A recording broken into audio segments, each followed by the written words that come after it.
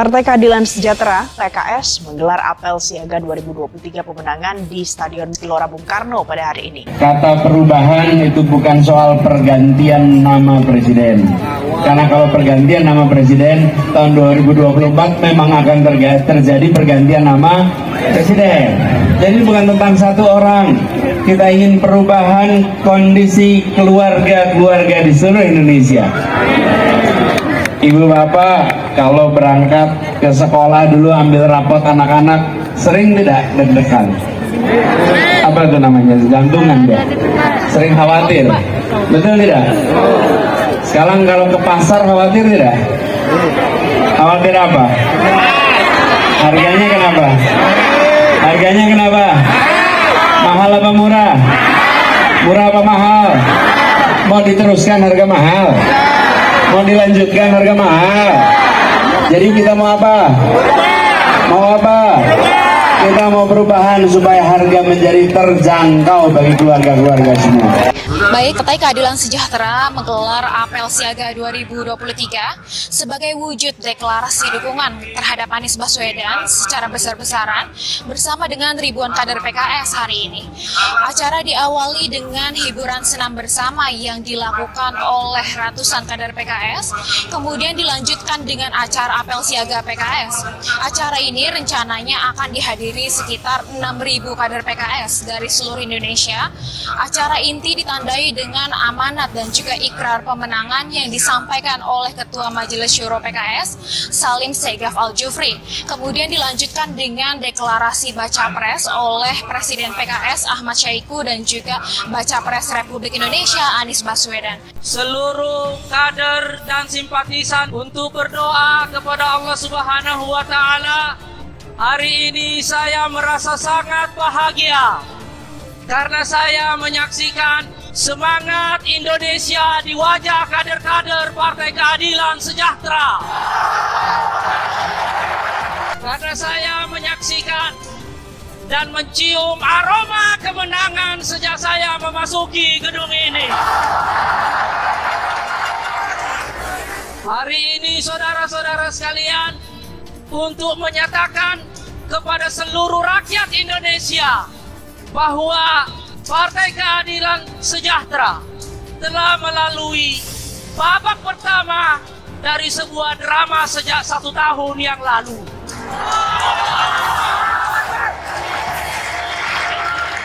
Dalam kegiatan apel siaga 2023, Anies Baswedan akan kembali dideklarasikan sebagai bakal capres 2024. Adapun agenda ini masih masuk ke dalam rangkaian Rakernas PKS yang digelar selama 3 hari. Konsep deklarasi Anies Baswedan pada hari ini berbeda dengan deklarasi di kantor DPP PKS sebelumnya yang hanya mengundang elit PKS. Pasalnya, pada deklarasi kali ini melibatkan ribuan kader PKS dari seluruh Indonesia.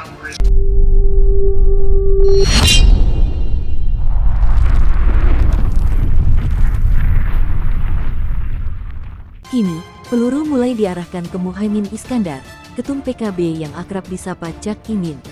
Pasalnya, bukan saja karena Cak Imin mendampingi Anies Baswedan, tapi lebih karena Cak Imin telah memperbesar peluang kemenangan bagi Anies Baswedan.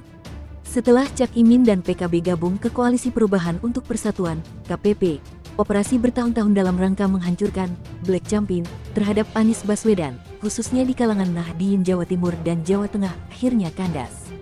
Operasi stigmatisasi Anies sebagai tokoh kontra NU menjadi berantakan dengan keputusan PKB mengusung Cak Imin sebagai cawapres Anies.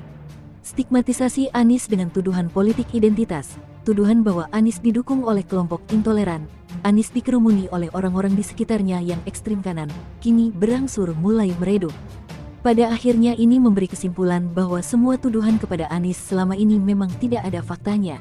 Secara substantif salah objek. Meski Anies Baswedan telah 5 tahun memimpin DKI Jakarta dan membuktikan bahwa semua tuduhan itu salah dan fitnah. Tapi tidak cukup mempan untuk menghadapi gelombang operasi Black Campaign yang dijalankan secara sistemik dan dilakukan oleh orang-orang profesional. Baru setelah Cak Imin bergabung, mata dan kesadaran publik mulai terbuka bahwa tuduhan itu merupakan kampanye hitam belaka. Cak Imin telah mengubah peta Pilpres 2024. Merapatnya Cak Imin ke Anies berhasil mengubah semua skenario Pilpres, khususnya terhadap Anies. Satu-satunya cara yang saat ini dianggap efektif untuk menghentikan kemenangan Anies adalah habisi Cak Imin dan PKB. Seorang kawan kasih info bahwa dana sudah cair untuk operasi habisi Cak Imin dan PKB.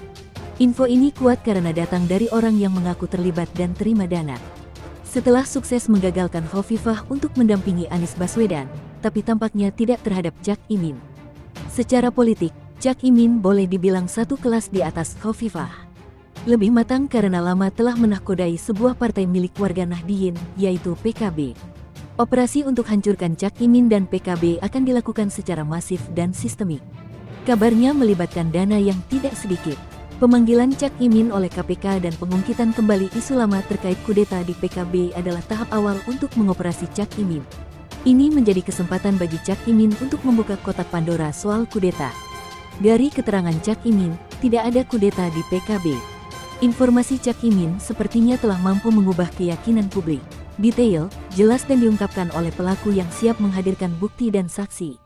Pasca deklarasi Anies Cak Imin di Hotel Majapahit, Surabaya, tanggal 2 September tahun 2023, 70-80% peluru mulai fokus ditembakkan ke Cak Imin dan PKB. Ada logistik khusus yang kabarnya memang disiapkan untuk kerjain Cak Imin dan downgrade PKB. Pada akhirnya ini memberi kesimpulan bahwa semua tuduhan kepada Anies selama ini memang tidak ada faktanya.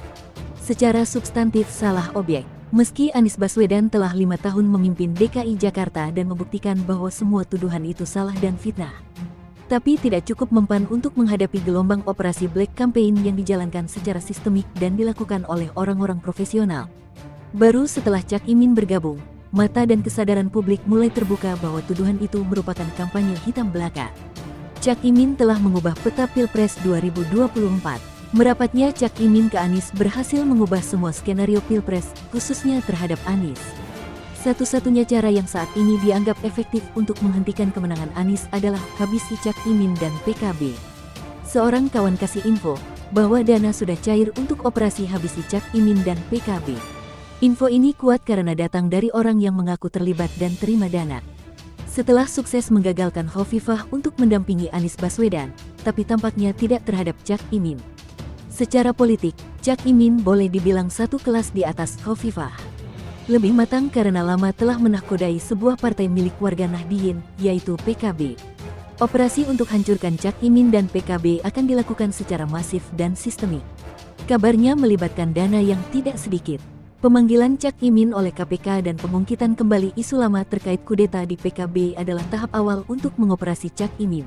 Ini menjadi kesempatan bagi Cak Imin untuk membuka kotak Pandora soal kudeta. Dari keterangan Cak Imin, tidak ada kudeta di PKB. Informasi Cak Imin sepertinya telah mampu mengubah keyakinan publik. Detail, jelas dan diungkapkan oleh pelaku yang siap menghadirkan bukti dan saksi. Pasca deklarasi Anies Cak Imin di Hotel Majapahit, Surabaya, tanggal 2 September tahun 2023, 70-80% peluru mulai fokus ditembakkan ke Cak Imin dan PKB. Ada logistik khusus yang kabarnya memang disiapkan untuk kerjain Cak Imin dan downgrade PKB.